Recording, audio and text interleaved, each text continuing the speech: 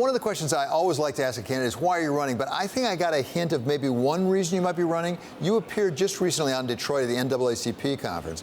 And one of the things you said, and it was pretty powerful language, on party is unless the Republican Party in Washington expressly rejects the racism of Donald Trump, they're going to come to be universally viewed as the party of racism in America. So that sounds like you're fighting for your party. But is that the smartest way to get Republicans to vote for you? Well, I'm getting anyone who's right-minded to vote for me is my plan, David, and that could include, it's going to include millennials, women, all women voters, not just suburban women. It's going to include independents and Democrats where they can vote. There's 20 states that permit crossover voting. You can even re-register, even if you're a Democrat in a closed primary state, and be a Republican for a day, vote in that primary. And my message to them is they can vote against Donald Trump twice. You know, obviously, if you vote for me in the primary, that's coming directly out of Donald Trump's pocket. And I was there when Pat Buchanan basically knocked George W. Bush off his pins, George H.W. Bush. And George Bush, 41, had been at 91% popularity December before the February primary. And Pat got only 37% of the vote, but he knocked him right off his pins. And Ross Perot came in, and the rest is history. He lost, having been 91% popularity the December of the year before the election. Things can change fast.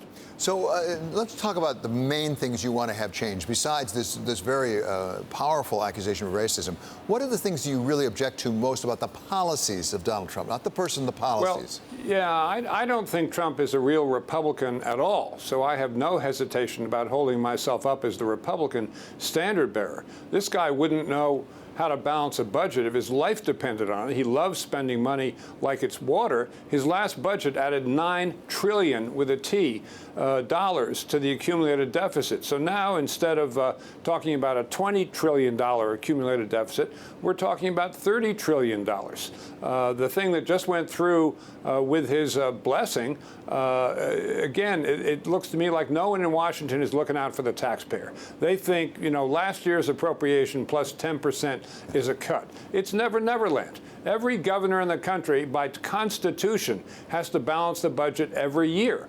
Every tax-paying family in the country has to balance their checkbook every month. Why should the federal government alone be exempt from that? They think that these other countries, who Trump loves to dump water all over, other countries, they think they're going to buy our treasuries indefinitely. No, you can't run a deficit indefinitely and have people keep smilingly buying your treasuries. That's domestically. Internationally, I think Mr. Trump has ripped up far too many treaties, insulted too many allies, cozied up to too many dictators. I think abrogating the Iran 2015 deal was a colossal blunder. I'd love to see Mike Pompeo go to Tehran. I think any dialogue there is good. And you've got Ahmadinejad, the original hardliner on the other side, saying, let's have direct talks with the United States. Maybe they can crawl their way back in so that Iran isn't developing nuclear weapons aimed right at our head.